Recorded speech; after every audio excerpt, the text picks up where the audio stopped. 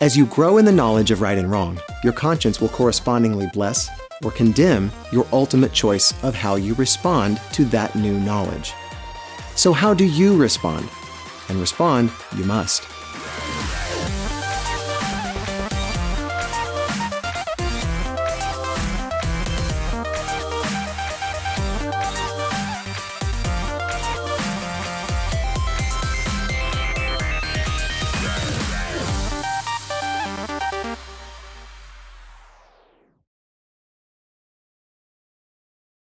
No one likes being lied to, and no one likes to think they are living a lie. Everyone wants to believe their thoughts are right, and everyone wants to feel justified in the choices they make.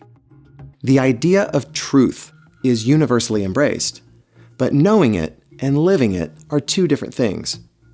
The human mind is constructed in such a way as to be happiest when there is no tension between what a person knows is true and what the person does with that knowledge. Your conscience will either bless you when you do good or condemn you when you do wrong. In fact, when we see a person who tells others not to do a particular thing, yet he does that very thing, don't we recognize that person as a hypocrite?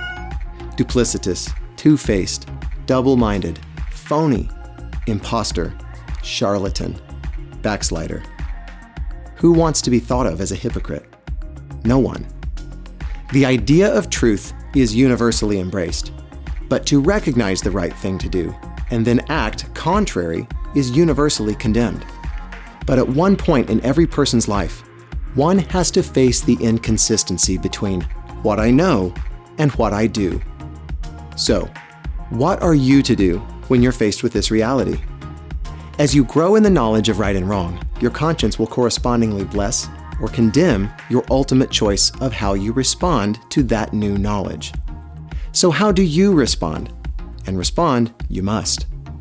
One choice is to ignore the truth and act like you don't know it.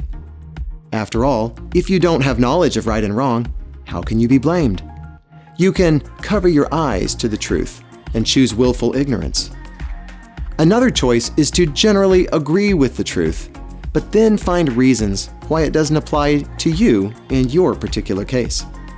It may be wrong for everyone else, but if I have a good and justifiable reason why it doesn't apply to me, I can't be criticized. The problem is, neither of these choices address the heart of the matter. Willful ignorance, excuse-making. Neither choice embraces the truth and conforms your life to that truth. Perhaps you think there is a third option, to not make a choice at all. However, choosing not to choose is not an option. Our free will gives us the ability to make real, self-determined choices, but our free will lacks the ability to not choose. We are always choosing, and in that, you don't have a choice. So how about you? You may like the idea of truth. Who doesn't? After all, everyone holds others to a standard of truthfulness. But do you love the truth? Are you predisposed to obey the truth when it is presented to your mind? Or do you find yourself inclined to hide from it? Do you value it to the extent that you live it as soon as you learn it? The Bible teaches that all men have some understanding of the truth, and it is for this reason that God's condemnation falls upon those who disregard what they know and instead choose to live unrighteously. Individuals are without excuse for disobeying what little or much they may know of the truth. The book of James tells us that he who knows to do good and does not do it, to him it is sin.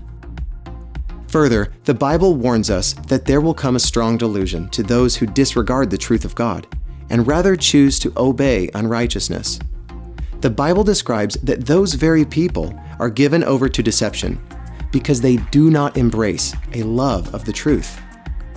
A love of the truth is a ready willingness to change one's heart, mind, and life in conformity with the revealed truth of God.